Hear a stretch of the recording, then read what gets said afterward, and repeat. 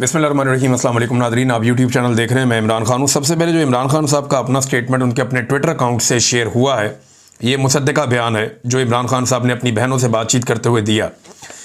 ये बयान क्या है, पहले आप ये सुन लें।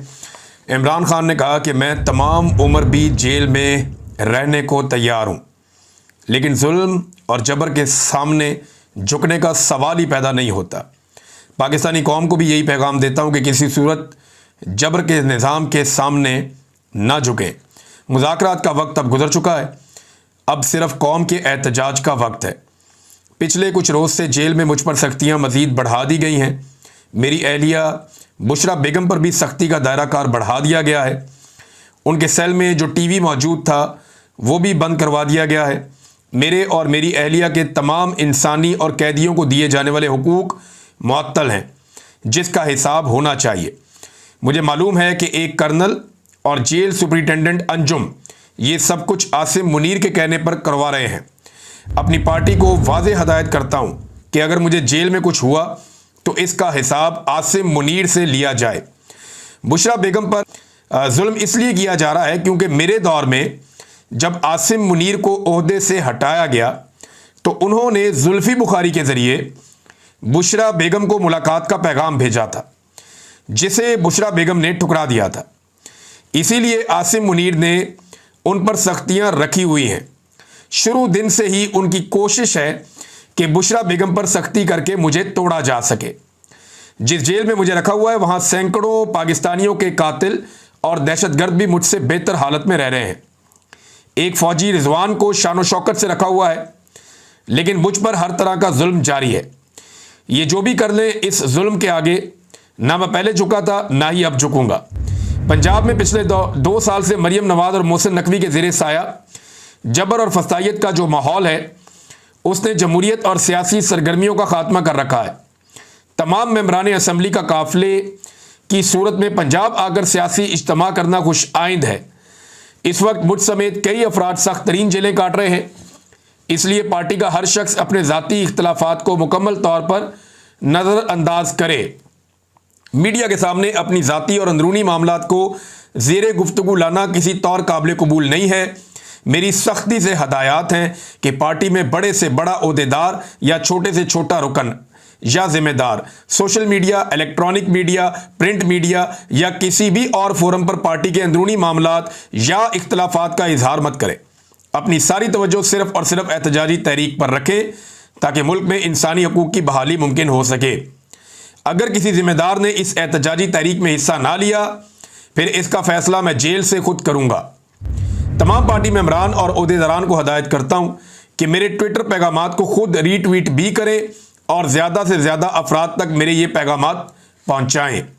सेनेट की टिकटों के हवाले से पार्टी बामी मुशावरत से फैसला करे। साबिक वज़ीर-ए-आज़म इमरान खान ने अडयाला जेल में वकला और अहले खाना से जो गुफ्तगू की, ये जनाब उसका खुलासा है।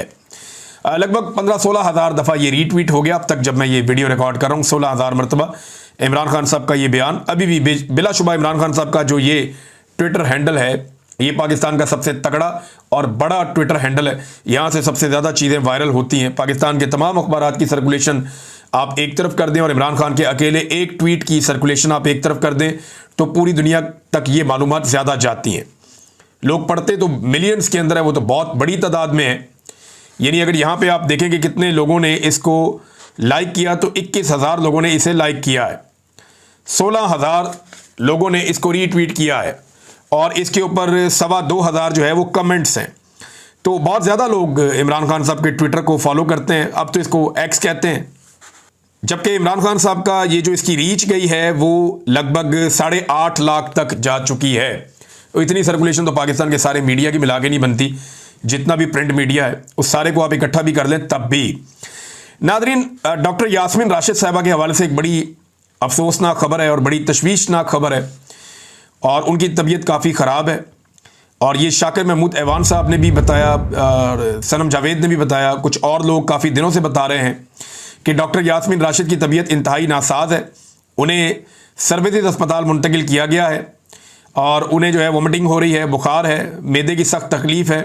गुज़िश्ता कई दिनों से वो बीमार थी, उन्हें सांस का प्रॉब्लम जो है वो उनके साथ मौजूद है और जेल में उनको ऑक्सीजन भी नहीं मिली। उन्होंने इसकी शिकायत भी की थी कि एक मौका पर जब उन्हें ऑक्सीजन चाहिए थी तो जेल में डॉक्टर यास्मीन राशिद साहिबा को ऑक्सीजन नहीं मिली, जिस वजह से उनकी तबीयत खराब हुई थी।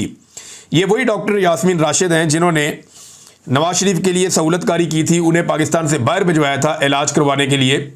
जब मियाँ साहब ने कहा था उनके प्लेटलेट्स बहुत कम हो गए हैं, खुदा न खास्ता उनकी जान जा सकती है, अदालत ने भी कहा कौन जिम्मेदार होगा, तो फिर डॉक्टर यास्मीन राशिद साहिबा ने मियाँ साहब को तमाम सहूलियात फराम की, अस्पतालों में उनकी फैमिली को सहूलियात फराम की, अस्पतालों का सारा निज़ाम उनके ताबे कर दिया। और फिर एस्टेब्लिशमेंट ने किस तरीके से मियाँ साहब के प्लेटलेट्स की रिपोर्टें बनाकर मियाँ साहब को पाकिस्तान से बाहर रवाना कर दिया, और बाहर जाते ही मियाँ साहब के प्लेटलेट्स ठीक हो गए। वो हमने चैलेंज किया हुआ, मियाँ साहब ने आज तक उसका जवाब नहीं दिया था। अब नादरीन, ये डॉक्टर यास्मीन राशिद साहब वही खातून है, लेकिन उसी नवाज शरीफ को इन्होंने शिकस्त दी इलेक्शन में, और वही नवाज शरीफ और नवाज शरीफ के जो आका हैं वो इन्हें बाहर नहीं आने दे रहे। आज उसी नवाज शरीफ की बेटी की सूबे में हुकूमत है, और डॉक्टर यास्मीन राशिद साहिबा के साथ क्या हो रहा है ये आप सबके सामने है। तो शरीफ खानदान जो है ये किसी का भी सगा नहीं है, ये सिर्फ अपने मफाद के हैं। इनके साथ आप नेकी भी करेंगे तो ये क्या करेंगे वो आपके सामने है। इमरान खान साहब ने अपने जो बयान में कहा कि सेनेट की टिकटों के हवाले से पार्टी बाहमी मुशावरत से फैसला करे। इससे पहले इमरान खान साहब खुद फाइनल करते रहे हैं टिकटें। अभी शेख वकास अकरम साहब ने नेशनल टीवी पे इंटरव्यू देते हुए कहा, वसीम बदामी साहब से वो बात कर रहे थे, तो शेख वकास अकरम साहब ने कहा कि मिर्जा अफरीदी का टिकट पहले भी इमरान खान ने फाइनल किया था, अब भी इमरान खान ने फाइनल किया है। तो जो लोग भी तनकीद कर रहे हैं वो इमरान खान के फैसले पे तनकीद कर रहे हैं। तो देखें, अगर सरमायादार को टिकट इमरान खान साहब देंगे और ये बताएंगे कि वो इनकलाब ला रहे हैं इसके जरिए से, तो ये तो फिर कोई भी बिलीव नहीं करेगा। अगर मिर्जा अफरीदी जो है ये अपने पैसे की बलबूते के ऊपर काबिल कबूल बन गया, जिसने बहुत इंजॉय किया वो टाइम जब पाकिस्तान तहरीक इंसाफ को मार पड़ रही थी, जब तहरीक इंसाफ के कारकुनों को, मीडिया को, शायरों को, सिविल सोसाइटी को, वकला को, सबको मार पड़ रही थी, आम आदमियों को, औरतों को मार पड़ रही थी, उस वक्त मिर्ज़ा अफरीदी और कुछ और लोग एंजॉय कर रहे थे। अगर मिर्ज़ा अफरीदी ने उनके लिए ये गुंजाइश निकल गई है तो असद उमर, अली जैदी, इमरान इस्माइल, फवाद चौधरी, फारूक हबीब, महमूद खान, अंदलीब और मुराद राज, बहुत सारे दर्जनों और लोग हैं, बेशुमार हैं, तो इन सब के लिए भी गुंजाइश निकल जानी चाहिए फिर तो।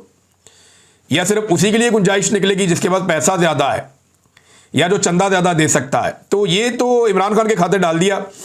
शेख वकास अकरम साहब ने क्लियरली कह दिया कि पहले भी मिर्ज़ा अफरीदी को इमरान खान ने फाइनल किया था और अब भी इमरान खान ने फाइनल किया। वैसे इमरान खान साहब ने जेल में बहुत सारे लोगों को वादा कर लिया था सेनेटर बनाने का, लेकिन हुआ ये कि पीटीआई की सीटें कम रह गई, मखसूस नशिस्तें भी चली गई, उससे भी 2 सेनेटर इनके कम हो गए। तो जब सेनेटर्स की तादाद कम होती चली गई तो ऐसी सूरत में यानी एक आधा सेनेटर जा रहा था अपोजिशन को, इनको तो 9-10 सेनेटर इनको मिल रहे थे। तो इमरान खान साहब ने उतने ही लोगों से वादा कर लिया था, अब वादा ज़्यादा से कर लिया है, सीटें कम रह गई हैं, लिहाजा पार्टी जो है वो खुद ही डिसाइड करे। तो पार्टी का झुकाव तो बिज़ाहिर जो दिखाई दे रहा है वो सरमायादारों की तरफ है और सरमायादारों को फ़ायदा होगा। अच्छा, एक सर्वे करवाया था तारिक मतीन साहब ने कि मिर्ज़ा अफरीदी को टिकट मिलना चाहिए या एक और बंदे का नाम लिखा हुआ था, पीटीआई के कोई बड़े मशहूर आदमी हैं उनका एक नाम लिखा हुआ था। तो उन्होंने सर्वे करवाया तो मिर्ज़ा साहब का बहुत नीचे डाउन जा रहे थे। वोटिंग वाला सर्वे था, वोटिंग वाले सर्वे में बॉट्स इस्तेमाल हो जाते हैं। आप एक तरीकाकार है, आप पैसा खर्च करते हैं तो वोटिंग का जो ट्रेंड है वो आपके हक में आ जाता है।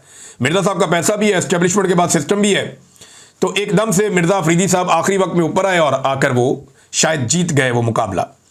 लेकिन अब आप आ जाएं, मैंने एक सर्वे करवाया और ये जो सर्वे का तरीका मैंने रखा था ना, इसमें 2 नंबरी नहीं हो सकती, इसमें जो बॉट्स हैं वो काम नहीं कर सकते।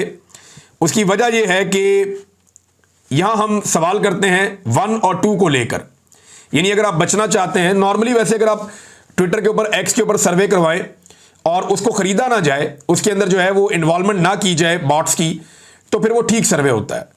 लेकिन अब क्योंकि एस्टेब्लिशमेंट बार बार इसके अंदर मुदाखलत करती है, कुछ सियासी जमातें भी करती हैं, लोग पैसा खर्च करते हैं, तो मिर्ज़ा अफरीदी वाले इशू को फिर हमने एक और तरीके से सर्वे किया और ये बड़ा सादा तरीका है सर्वे करने का।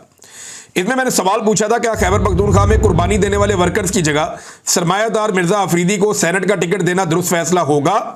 अब ये फैसला कोई भी करे, चाहे इमरान खान करे, चाहे अली अमीन करे, चाहे कोई भी करे, बैरिस्टर गौर करे, कुछ लोग कह रहे हैं सलमान अकरम राजा ने इस पर एतराज़ किया है, बहरहाल जो भी फैसला करे, तो ये फैसला दुरुस्त होगा या गलत होगा? तो हमने हाँ के लिए 1 का ऑप्शन दिया था और नहीं के लिए 2 का ऑप्शन दिया था। अब तक जो मुझे इस पे वोट मौसूल हुए हैं वो लगभग 7,800 के करीब है।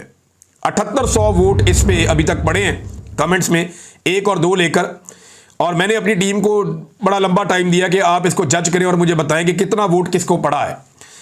तो 100-150 वोट के बाद कोई एक आधा वोट पड़ता है मिर्ज़ा अफरीदी को। ये आप निकाल लें, ये सबकी अमानत है, आप निकालें और निकाल कर आप चेक कर लें, आपको फौरन पता चल जाएगा।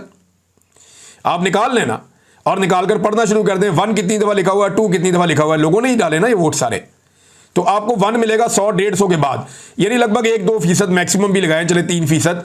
लेकिन मिर्ज़ा अफरीदी को लोग वोट नहीं कर रहे। ये मैं अवामी राय बता रहा हूं, आम आदमी ये कह रहा है। लेकिन पाकिस्तान तहरीक इंसाफ या इमरान खान साहब ने अगर मिर्ज़ा अफरीदी को टिकट देने का फैसला किया है, या उन्हें अपने वोट जो आज़ाद उम्मीदवारों के वोट हैं वो उन्हें देने का फैसला किया है, तो ये उनकी पार्टी है, उनकी अपनी मर्जी है। लेकिन ऐसे सरमायादारों के घरों से इनकलाब नहीं आया करता, फिर ये कंट्राडिक्शन हो जाएगी। अच्छा, पाकिस्तान तहरीक इंसाफ के पास नाजरीन इस वक्त भी एक डील मौजूद है, ये मैं आपको बता देता हूं। इसी की बुनियाद पे पाकिस्तान तहरीक इंसाफ के लोग कुछ बातें कर रहे हैं। जुल्फी बुखारी साहब से जो है वो गए अमेरिका में, सेनेट में, वहाँ पे जाके उन्होंने सेनेट के सामने मामलात रखे।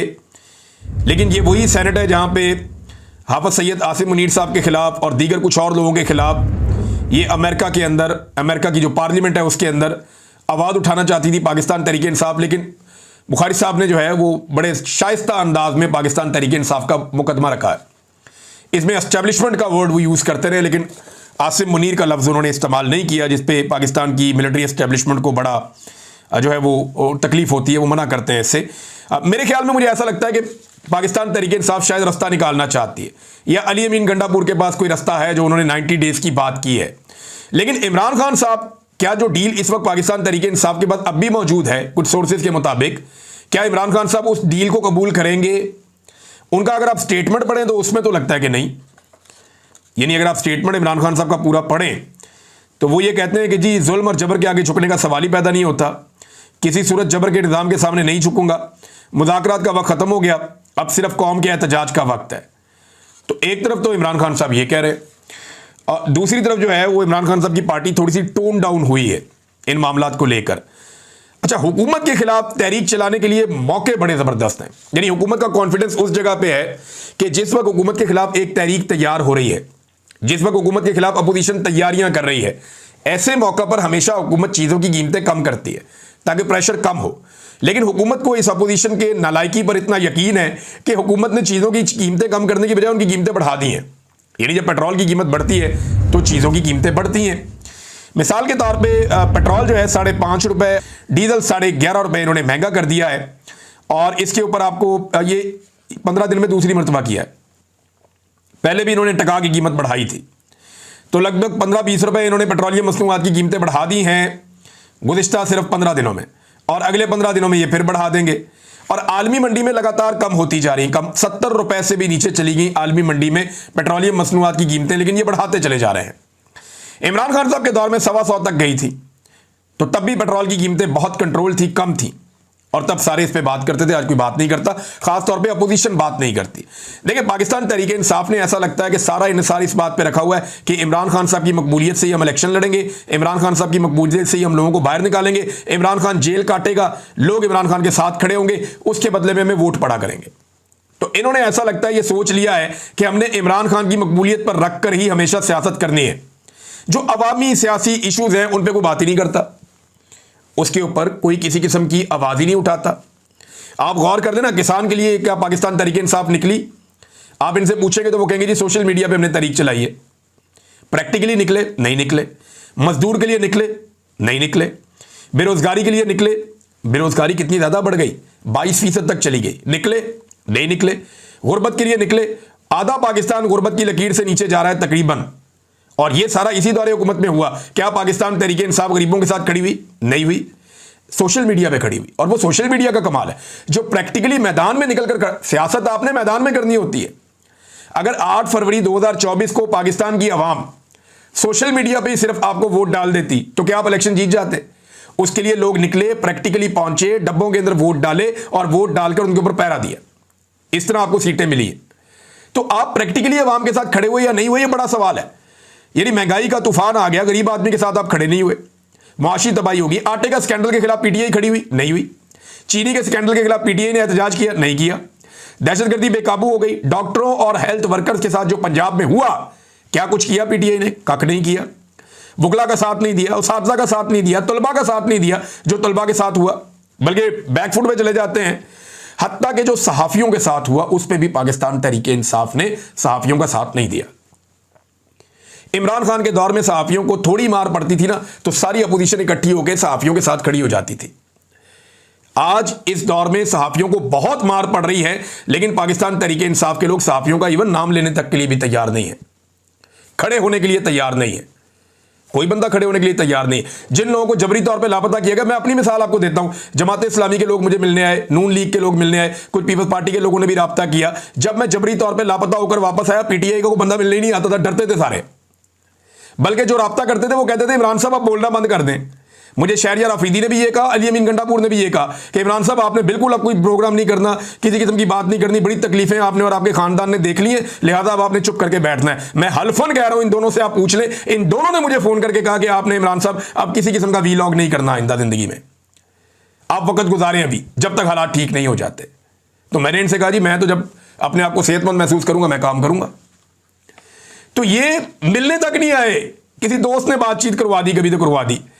तो ये बिल्कुल मीडिया के साथ खड़े नहीं हुआ। सत्तूर के साथ जो हुआ, मुतीउल्लाह जान के साथ, सहाफ़ी अहमद फरहाद साहब के साथ, शायर भी हैं, समी इब्राहिम साहब के साथ हुआ, सिद्दीक जान के साथ जो हुआ, पाकिस्तान से बाहर जो सहाफ़ी बैठे हुए हैं उनका नाम लेते हैं। इक्का दुक्का एक दफ़ा अली मोहम्मद खान साहब ने नाम लिया, आलिया हमजा साहबा ने एक दो दफ़ा नाम लिया कहीं पे, इक्का दुक्का दफ़ा, या एक मुझे याद है शाहिद खटक ने शायद नाम लिया था। उसके अलावा तो किसी ने बात ही नहीं की कभी सहाफ़ियों के बारे में, आवाज़ इन्होंने उठाई ही नहीं, हालांकि सहाफ़ी ही इनके लिए आवाज़ उठा रहे थे। बहरहाल अवाम के साथ पाकिस्तान तहरीक इंसाफ ने बतौर अपोजिशन खड़े होकर नहीं दिखाया। यह अनफॉर्चुनेट है, बदकिस्मती है कि इन्होंने अवाम के साथ खड़े होकर नहीं दिखाया। सरमायादारों के साथ खड़े नहीं हुए जो बेचारे पाकिस्तान छोड़ छोड़ कर जा रहे हैं।